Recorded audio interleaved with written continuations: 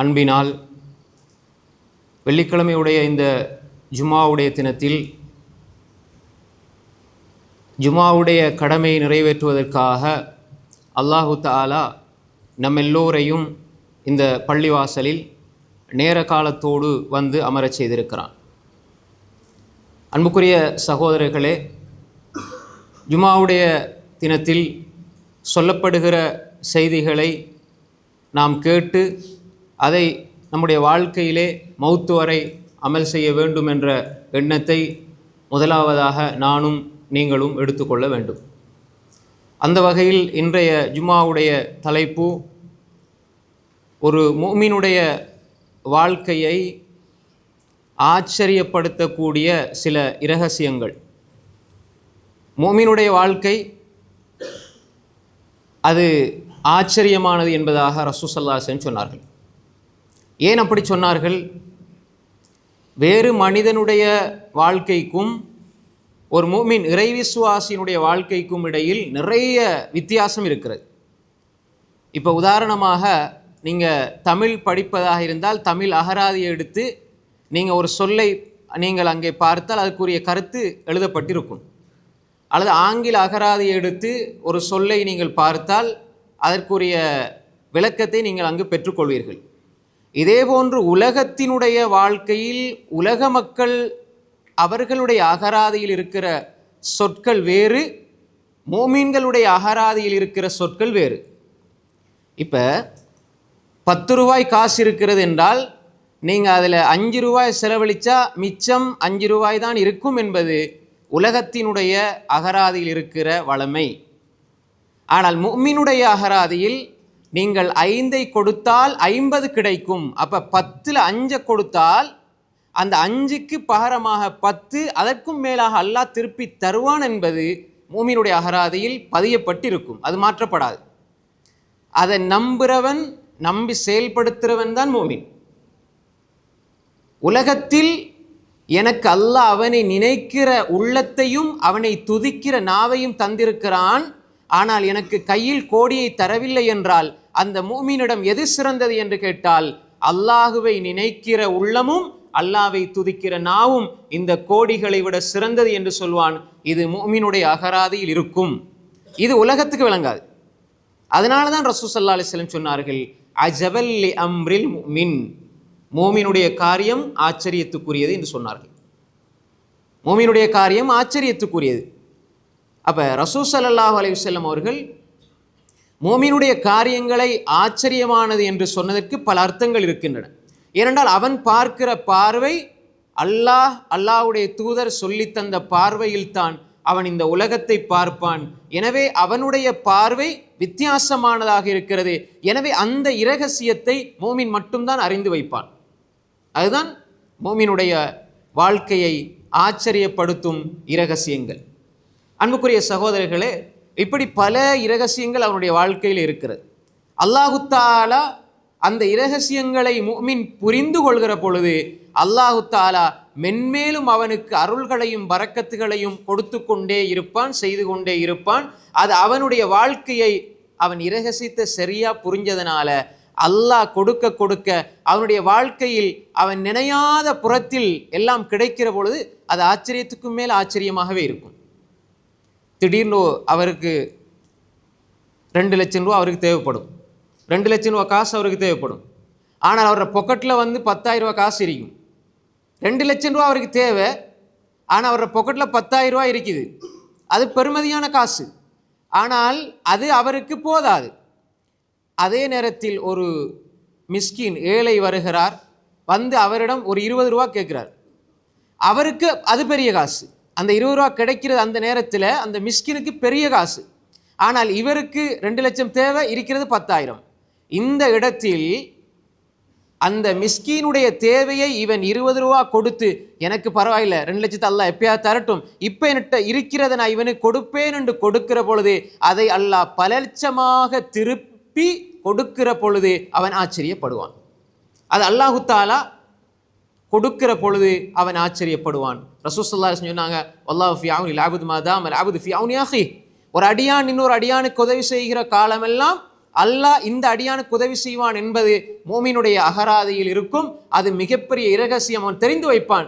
இப்போ 10,000 ரூபாய் இருக்குது, அதை கொடுத்துட்டால் அதில் இருந்து சிலதை செலவழிச்சிட்டால் திரும்ப நான் 2 லட்சத்துக்கு எங்கே போறேன்னு யோசிக்க மாட்டான். இதை கொடுப்பதினால் அல்லாஹ்விடம் நான் பெற்றுக்கொள்வேன் என்பது மோமினுக்கு தெளிவாக தெரிந்திருக்கும். எனவே அன்புக்குரிய சகோதரர்களே, எங்களுடைய வாழ்க்கையில் உலகம் பார்க்கிற பார்வை, உலகம் போற போக்கு, இதை வைத்து நாம் இந்த உலகத்தை தீர்மானித்தால் நாம் இந்த உலகத்தில் நிம்மதியாக அல்லாஹுடைய அன்பை பெற்றவர்களாக வாழ முடியாது.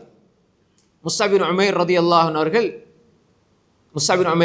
அவர்கள் ஷஹீதாக மரணித்து ஜனாசாவாக இருக்கிறார்கள். கஃன் செய்வதற்கு கூட ஆடை இல்லை. இதெல்லாம் நம்ம அடிக்கடி கேள்விப்படுற செய்திகள் தான். ஆனால் அதே முஸ்அப் பின் உமைர் ரலியல்லாஹு அன்ஹு அவர்கள் உலகத்தில் வாழும் பொழுது நல்ல செல்வ செழிப்போடு வாழ்ந்தார்கள், நல்ல பணபலத்தோட நல்ல வசதி வாய்ப்போடு வாழ்ந்தாங்க. இஸ்லாத்தை ஏற்றுக்கொண்டார், ஜனாசாவை கஃன் செய்கிறது கூட ஆடை இல்லை. இப்போ இது முஸ்அப் பின் உமைர் ரலியல்லாஹுடைய தியாகம். இப்போ ரசூல் ஸல்லல்லாஹு அலைஹி வஸல்லம் உயிரோடு தான் இருந்தாங்க. ரசூல் ஸல்லல்லாஹு அலைஹி வஸல்லம் அவங்க, யா அல்லாஹ் அவர் மரணிச்சு போயிட்டார், உனக்காகவே உயிரை கொடுத்துட்டாரு, யா அல்லாஹ் அவர் கஃன் செய்யறதுக்கு ஒரு ஆடை எனக்கு தான் ரசூலை கேட்டிக்க கூடாதா?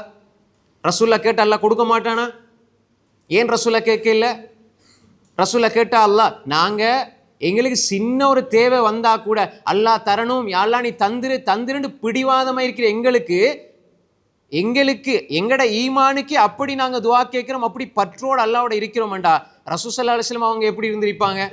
அன்புக்குரிய சகோதரர்களே, ரசூல் ஸல்லல்லாஹு அலைஹி வஸல்லம் அவர்களை கஃன் செய்கிறாங்க. கஃன் பூரணமாக இல்லை, இலை கொலைகளை வச்சு அடக்கம் செய்கிறாங்க. ஏனென்றால் இந்த உலகத்தினுடைய பார்வை வேறு, ரசூல் ஸல்லல்லாஹு அலைஹி வஸல்லம் உடைய பார்வை வேறு. எனவேதான் ஒரு மூமினுடைய வாழ்க்கையை மாற்றுகிற அடிப்படையான சில இரகசியங்கள் இருக்கிறது.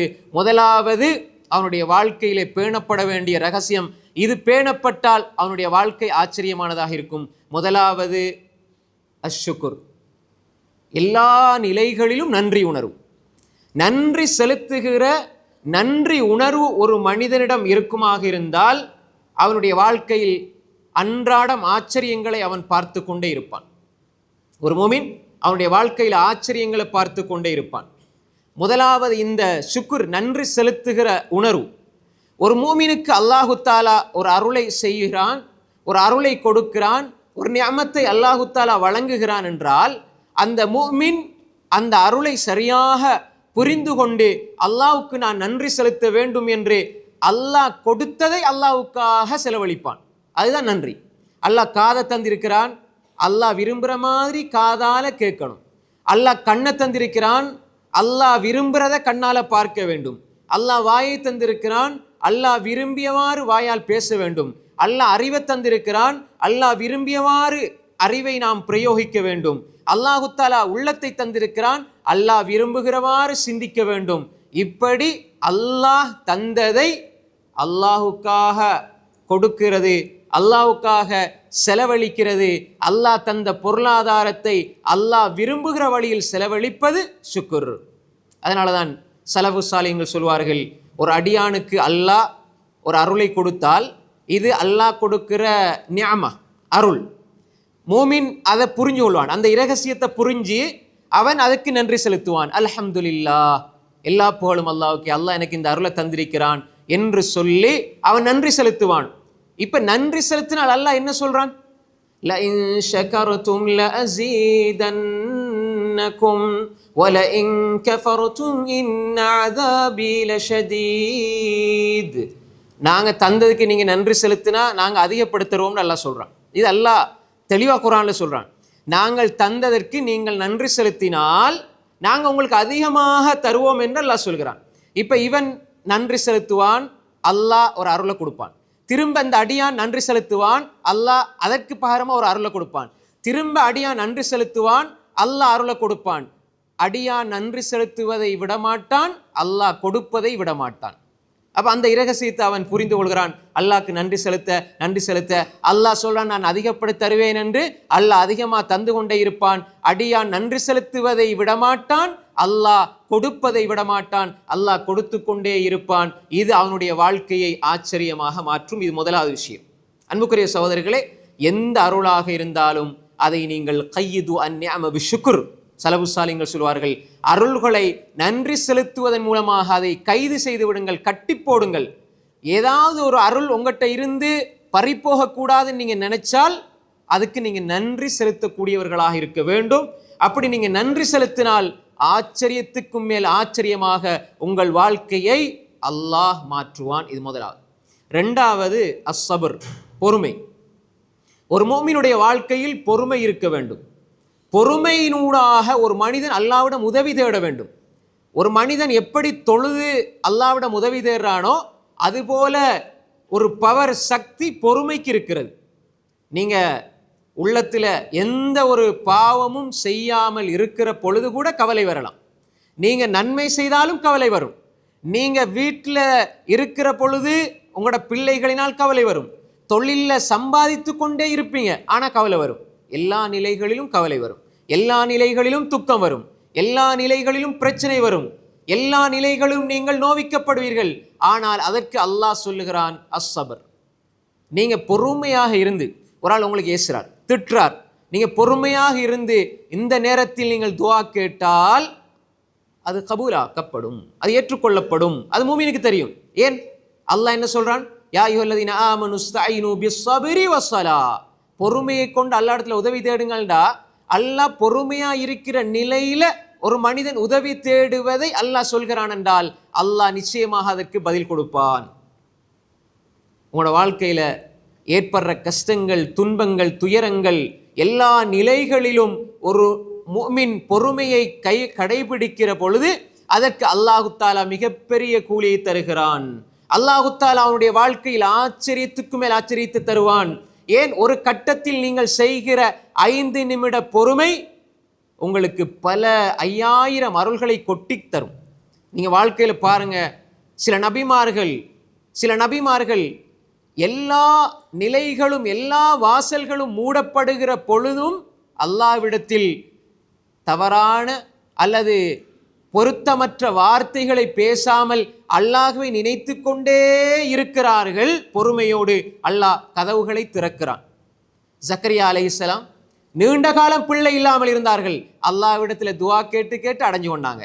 மீண்ட வயிற்றுக்குள்ள யூனுஸ் அலைஹிஸ்ஸலாம் இருந்தார்கள். பொறுமையோடு இருந்து அல்லாஹ்வை துதித்து துதித்து துதித்து அதிலிருந்து விமோசனம் பெற்றார்கள். முன்னால் கடல், பின்னால் ஃபிரௌன், 2 பக்கத்திலும் அழிவு இருக்கிறது. அல்லாஹ்வின் மீது நம்பிக்கை வைத்து பொறுமையோடு இருக்கிறார்கள். பின்னால வந்தவங்க, மூசா எங்களை அழிக்க பார்க்குறீங்க, எங்களை கொண்டு இந்த நிலையில மாட்டி விட்டீர்களே என்று சொல்கிற பொழுது தன்னோடு இருக்கிறவர்களே தனக்கு எதிராக செயல்படுவதை போன்று பார்க்கிற ஒரு நிலையில் ஒரு முஃமின் பொறுமையை கடைபிடிக்கிறான். அல்லாஹு தஆலா விடியல்களை திறந்து கொடுக்கிறான். எனவே ஒரு முஃமினுடைய வாழ்க்கையில் 2வது இரகசியம், அவன் பொறுமையோடு வாழ வேண்டும். பொறுமையை இழந்து விடக்கூடாது. ஒரு மனிதன் பொறுமையாக இருக்க விரும்பினால், பொறுமையை கடைபிடிக்க நாடினால் அல்லாஹ் அவனுக்கு பொறுமையை கொடுப்பான். எல்லா நிலைகளிலும், எங்களுடைய வார்த்தைகளில், எங்களுடைய பேச்சுக்களில், எங்களோட குடும்பங்களில், எங்களோட வாப்பா, எங்களோட உம்மா, சகோதர சகோதரிகள் வாயை நாங்கள் வார்த்தைகளை விட்டுவிடக்கூடாது. எந்த கட்டத்திலும் கோபம் வருகிற பொழுது அதை அடக்கிக் கொள்ள வேண்டும். இது இறையச்சமுடைய தக்வாவுடையவர்களுடைய அடையாளம். இது நாம் ஒரு நிமிட கோபத்தினால் பல நலவுகளை இழந்து விடுவோம், பல உறவுகளை பிரிந்து விடுவோம், பல நல்ல உள்ளங்களை உடைத்து விடுவோம். எனவே எல்லா நிலைகளிலும் ஒரு முஃமின் பொறுமையாக இருக்கிற பொழுது அல்லாஹு தஆலா அவனுடைய வாழ்க்கையிலே பெரிய ஆச்சரியங்களை ஏற்படுத்துவான். இது 2வது அம்சம். இந்த 2ஐயும் தான் ரசூல் ஸல்லல்லாஹு அலைஹி வஸல்லம் ஒரு ஹதீஸிலே சொன்னார்கள், அஜபல் லி அம்ரில் முஃமின், மோமினுடைய காரியம் ஆச்சரியத்துக்குரியது. இன் அம்ரஹு குல்லஹு லஹு கைர், அவனுடைய காரியங்கள் எல்லாம் நலவாயிருக்கும் என்று சொன்னாங்க. மோமினுடைய காரியம் எல்லாம் சந்தோஷமாயிருக்கும்னு சொல்ல இல்லை. ஏன்? சந்தோஷமாயிருக்கிறது ஹைர்னு நினைச்சிடக்கூடாது, மகிழ்ச்சியாயிருக்கிறது ஹைர்னு நினைச்சிடக்கூடாது. பாவத்திலே மகிழ்ச்சி வரும், ஆனால் அது ஹைர் இல்லை. மோமினுடைய காரியம் எல்லாம் ஹைராயிருக்கும்.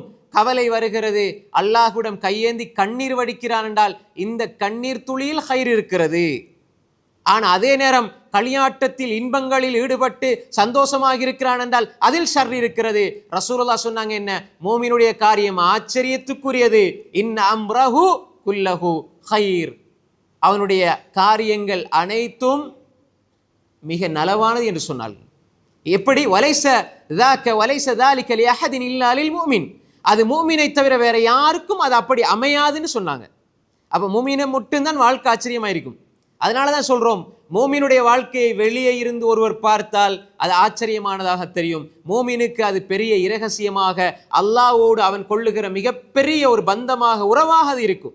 எனவே ரசூல் ஸல்லல்லாஹு அலைஹி வஸல்லம் சொன்னாங்க, இன் அம்ரஹு குல்லஹு லஹு கைர் வலைஸ ذلك لأحد إلا للمؤمن.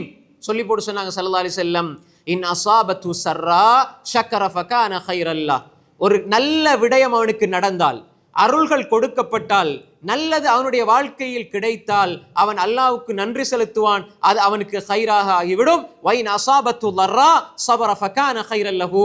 அவனுக்கு ஏதாவது கஷ்டம், துன்பம், துயரம், நோவினை, பிரச்சனை ஏதாவது ஏற்பட்டால் அவன் பொறுமை செய்வான், அது அவனுக்கு கைராக ஆகிவிடும் என்று சொன்னார்கள் ஸல்லல்லாஹு அலைஹி வஸல்லம். இமாம் முஸ்லிம் ரஹிமஹுல்லாஹ் பதிவு செய்திருக்கிறார்கள். அன்புக்குரிய சகோதரர்களே, இந்த இரண்டு அடிப்படைகள் எங்களுடைய வாழ்க்கையில் இருக்க வேண்டும். அதனால் தான் சில அறிஞர்கள் சொல்வார்கள், உன்வானு ஸஆதா, ஒரு முஃமினுடைய, ஒரு மனிதனுடைய நட்பாக்கியத்தினுடைய முகவரி 3 என்று சொல்வார்கள்.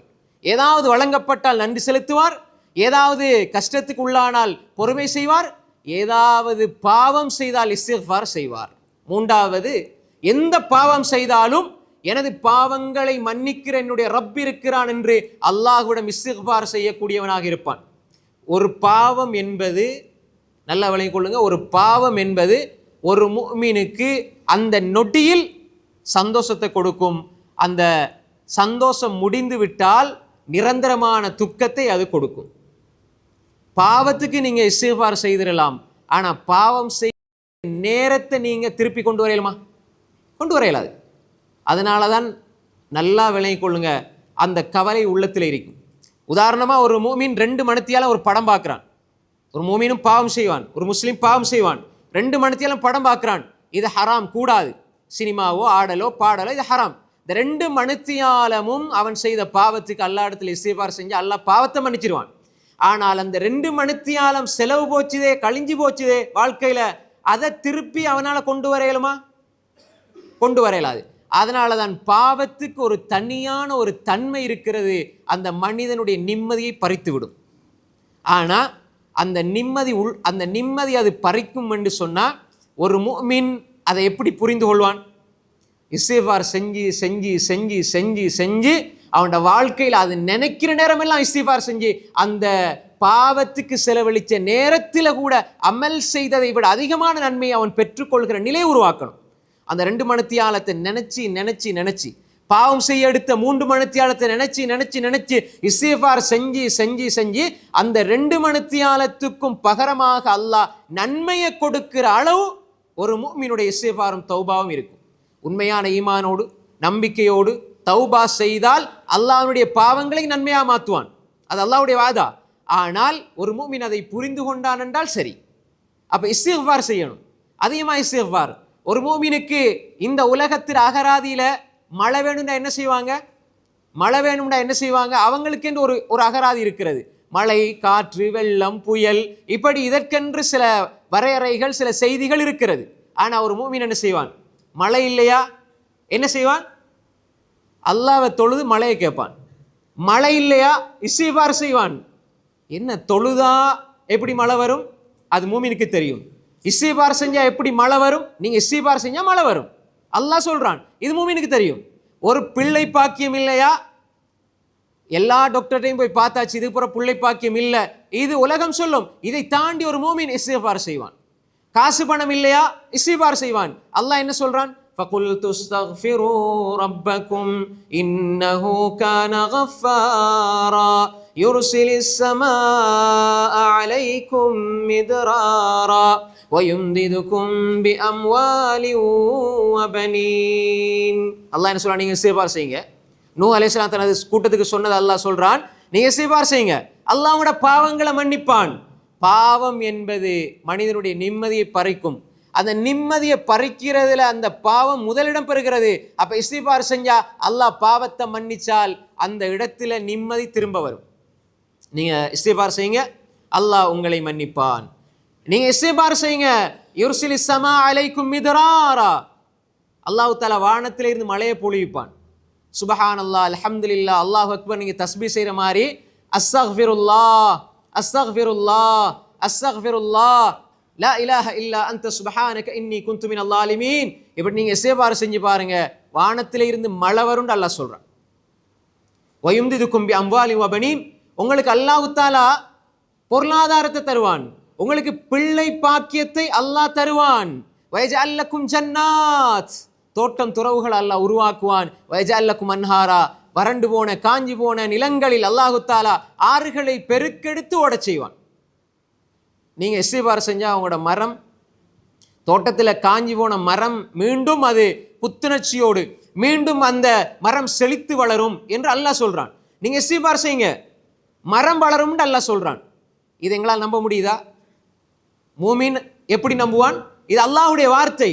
நான் இஸ்திக்ஃபார் செய்தால் இந்த மரமும் வளரும், மழையும் பொழியும், ஆறுகள் செழிப்படுத்து மீண்டும் அது செழிப்பாக ஓடும், ஆறு பெருக்கெடுத்து ஓடும். இப்படி ஒரு மூமினுடைய நம்பிக்கை உள்ளத்திலே, யா அல்லாஹ் எனக்கு இன்ன பிரச்சனை இருக்குது, யா அல்லாஹ் இன்ன கஷ்டம் இருக்குது, யா அல்லாஹ் இந்த துன்பம் இருக்குது, யா அல்லாஹ் என்று ஒரு முஃமின், ஒரு மனிதன் நினைக்கிற பொழுது அந்த மனிதன் இஸ்திக்ஃபாரை கடைபிடிப்பான், இஸ்திக்ஃபாரோடு வாழுவான். அல்லாஹ்விடத்தில் எந்நேரம் இஸ்திக்ஃபார். ஏன் அல்லாஹ் அப்படி இணைச்சு வச்சிருக்கிறான்? நீங்க தொழுக முடிந்து விட்டதா, அஸ்தக்ஃபிருல்லாஹ் அஸ்தக்ஃபிருல்லாஹ் அஸ்தக்ஃபிருல்லாஹ். அல்லாஹோடு ஒரு மனிதன் மீண்டு செல்கிற பொழுது, இஸ்திக்ஃபார் செய்து வாழுகிற பொழுது, அல்லாஹு தஆலா அவனுடைய வாழ்க்கையில் ஆச்சரியங்களை அல்லாஹு தஆலா உண்டு பண்ணுவான். அன்புக்குரிய சகோதரர்களே, நீங்க செய்கிற இஸ்திக்ஃபாரால் இந்த மரம் செழித்து வளர்கிறது என்றால் உங்களோட மனசு செழிக்காதா? நீங்க செய்யற இஸ்திக்ஃபாரால இந்த மரத்துல அல்லாஹ் செழிப்பை உண்டாக்குவேன் என்று சொல்றான்டா, நீங்க இஸ்திக்ஃபார் செஞ்சா உங்களோட மனசுல இருக்கிற கஷ்டத்தை அல்லாஹ் நீக்க மாட்டானா? உங்களோட மனசுல இருக்கிற பிரச்சனை அல்லாஹ் நீக்க மாட்டானா? அன்புக்குரிய சகோதரர்களே, எனவே இஸ்திக்ஃபார் என்பது எல்லா நிலைகளிலும் ஒரு முஃமினுடைய வாழ்க்கையை ஆச்சரியப்படுத்துகிற மிக முக்கியமான இரகசியம். அதே போன்று அன்புக்குரிய சகோதரர்களே, ஒரு முஃமினுடைய வாழ்க்கையில் இருக்கிற மிக முக்கியமான ஒரு இரகசியம் தான் அத்தக்வா, இறை உணர்வு.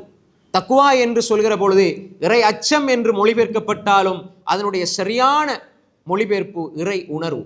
இறை அச்சம் என்பதும் அதிலே இருக்கிறது. அல்லாஹ்வுடைய அருளை ஆதரவு வைத்து அல்லாஹ்வுடைய தண்டனையை பயந்து வாழுகிற அந்த இறை உணர்வு ஒரு மனிதனிடத்திலே இருக்கும். அத்தக்வா எப்படி?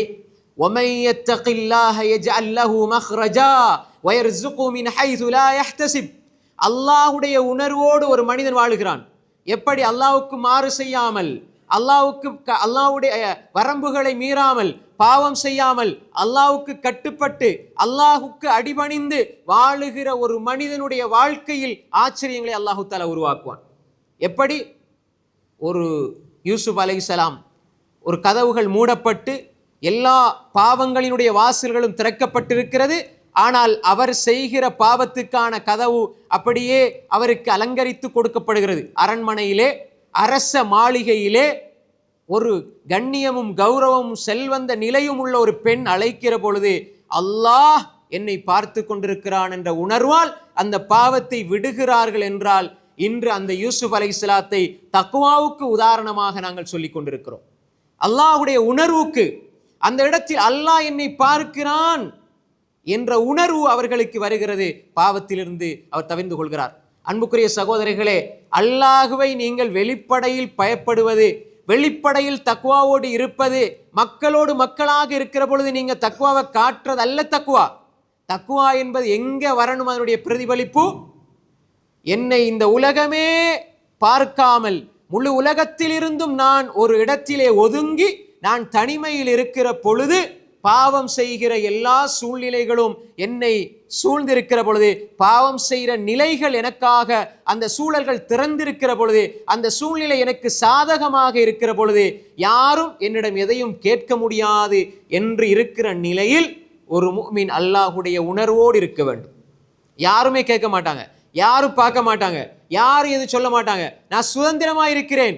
இந்த நேரத்தில் ஒரு அந்நிய பெண்ணோடு பேசுவது, ஒரு அந்நிய பெண்ணை பார்ப்பது, ஆபாசமாக பேசுவது, குலைந்து குலைந்து பேசுவது, ஆபாசமான படங்களை பார்ப்பது, இப்படியான எல்லா தீமைகளும், ஏன் என்ன பார்க்கறதுக்கு உம்மா இல்ல, பாப்பா இல்ல, மச்சா இல்ல, மைனி இல்ல, யாருமே, மனைவி இல்ல, யாரும் இல்ல, பிள்ளைகளும் இல்ல, நான் தனியே.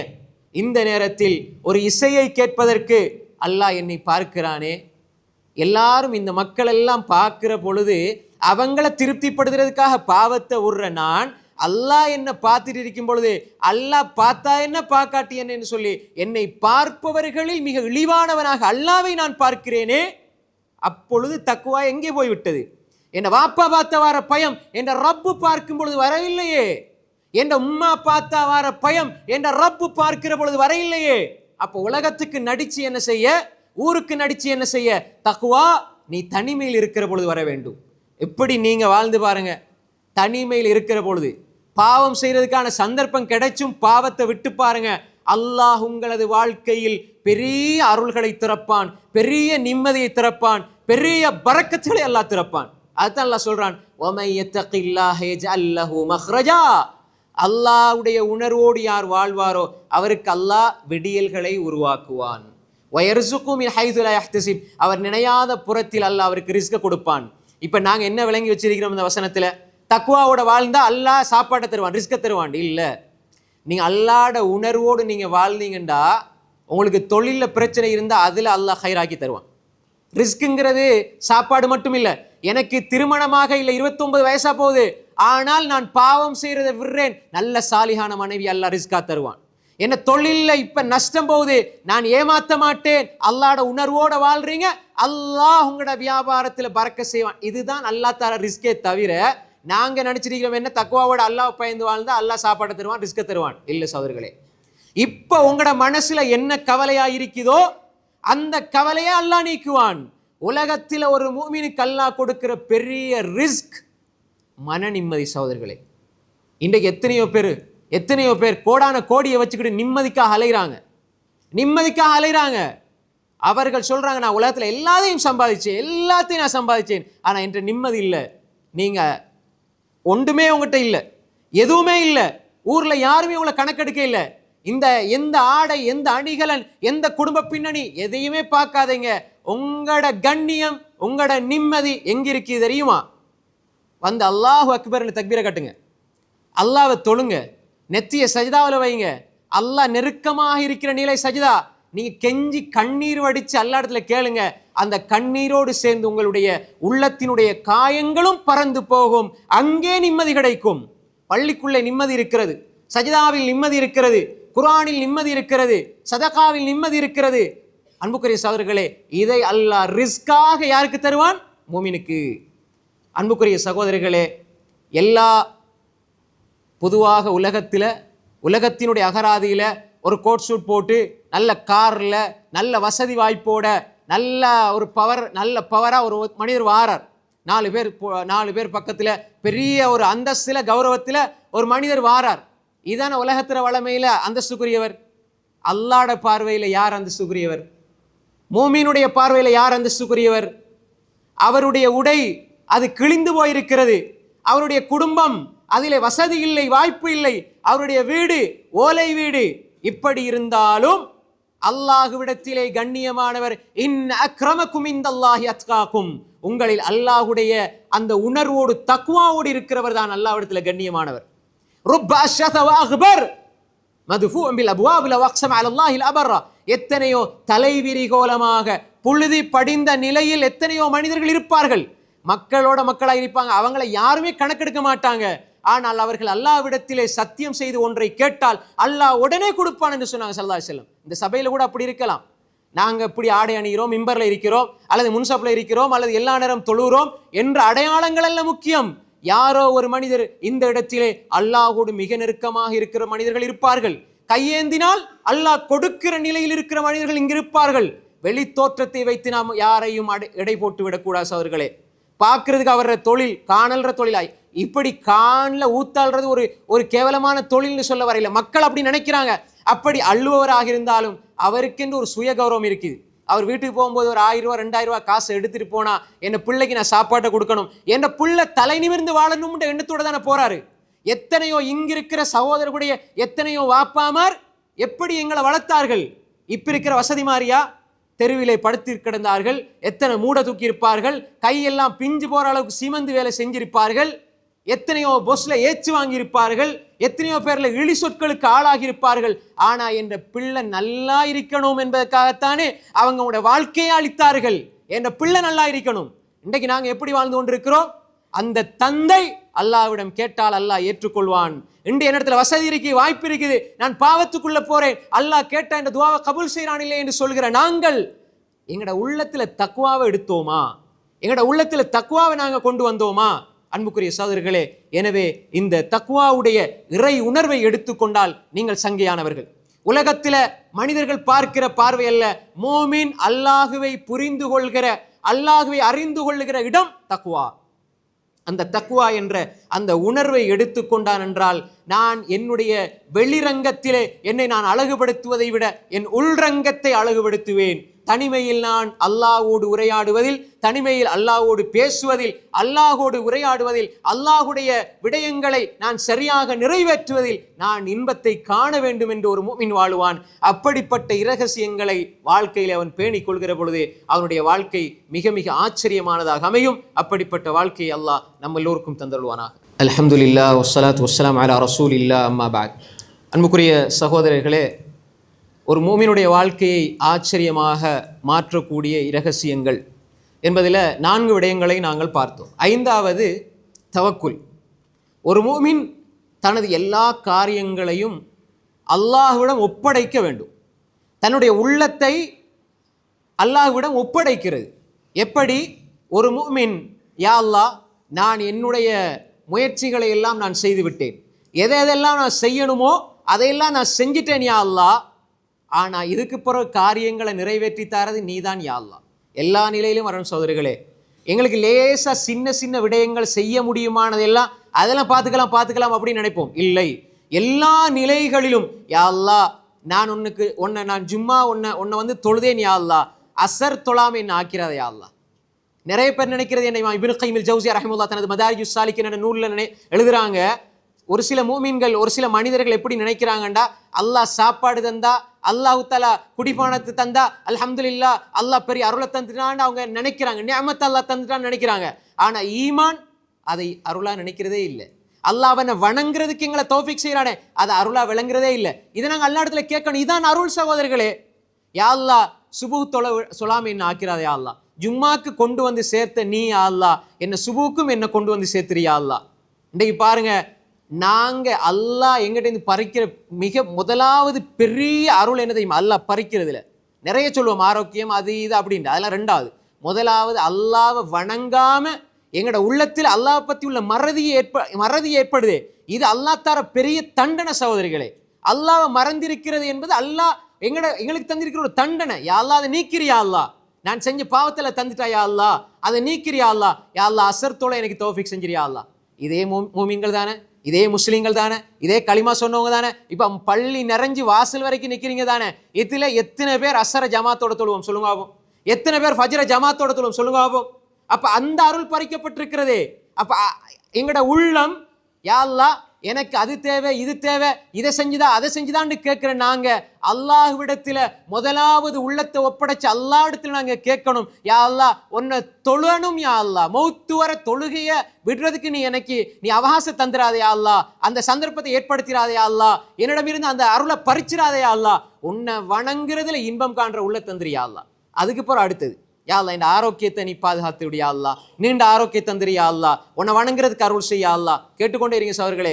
எங்கட காரியங்கள் எது தடை செய்யப்பட்டாலும், எங்களுக்கு தடை செய்யப்பட்ட மாதிரி தெரியும், இந்த விடயம் தடை செய்யப்பட்டிருக்கிறது, கிடைக்கல, கேட்டுக்கொண்டே இருங்க. எத்தனை வருஷமானாலும் சரி, 65-70 வயசானாலும் உங்களுக்கு எது கிடைக்கணும்னு நீங்க நினைக்கிறீங்களோ அதை கேளுங்க, அல்லாஹ் தருவான். எப்ப அல்லாஹ் தருவான் என்பது அல்லாஹ்வுக்கு தான் தெரியும். அன்புக்குரிய சகோதரர்களே, சில பொழுது நீங்க 75 வயசு வரை, மௌத்து வரை நீங்க கேட்டு ஒரு விஷயம் கிடைக்காம இருக்கும்.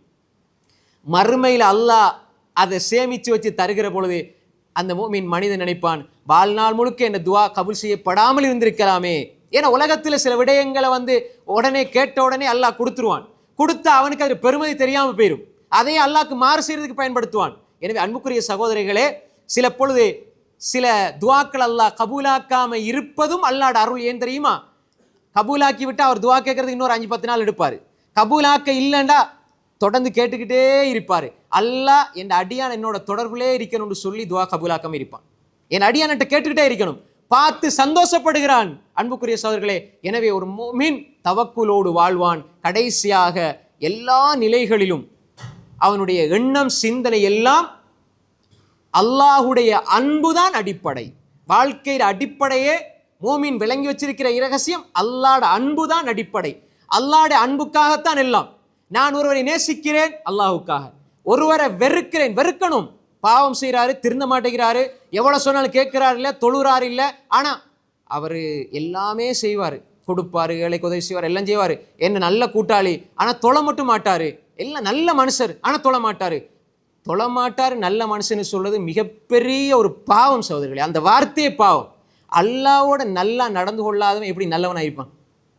ரப்ப மதிக்காதவன் எப்படி நல்லவனா இருப்பான்? உலகத்துக்கு கொடுத்து என்ன செய்ய, ஊருக்கு கொடுத்து என்ன செய்ய? அவர் எல்லாம் கொடுப்பாரு, செலவு செய்வாரு, அந்த அது செய்வாரு, இது செய்வாரு, ஆனா தொழமாட்டாரு. நல்ல மனுஷன். என்ன நல்ல மனுஷன்? அவன் பச்சை முனாஃபிக், அவன் ஒரு பாவி. எப்படி நல்ல மனுஷன்?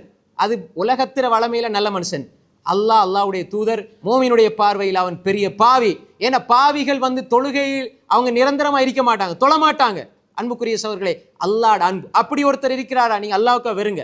மன் அஹப்ப லில்லாஹ் வ அப்கத லில்லாஹ் வ அத்தா லில்லாஹ் வ மனஅ லில்லாஹ் ஃபகத் இஸ்தக்மலல் ஈமான். அல்லாஹ்வுக்கு கொடுக்கணும், அல்லாஹ்வுக்கு தடுக்கணும்.